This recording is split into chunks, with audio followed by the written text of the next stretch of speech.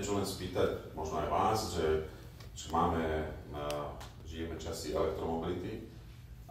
My vo fabrikách, keď robíme kontrolu elektromobility, tak musíme mať spúšky na vysoké napätie a poviem úprimne, že kontrola tých batérií není úplne, že reálna kontrola, že sa stále sa tu učíme.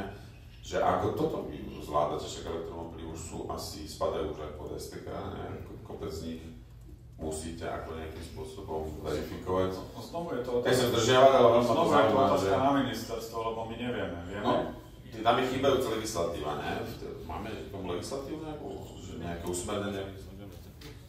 Ak môžem k tomu doplniť, nesúvisí to úplne s tým, ale s tými elektromobilmi, áno, zase chýba tá stratégia, lebo viete, napríklad tá stratégia podobná není, není tá stratégia, lebo v rámci elektromobility už sme riešili v rámci bezpečnosti také prípady, že čo elektromobility a požiadate elektromobilov. Jeden príklad, a nebudem radšej hovoriť ten kraj, ale je to veľmi blízko, respektíve ten váš kraj, odkiaľ ste vy, Opatrné, tak tam záchranný systém má 3 vaky na elektromobily. A ja keď som dal takú jednoduchú otázku, čo keď budú hovoriť 4 autá?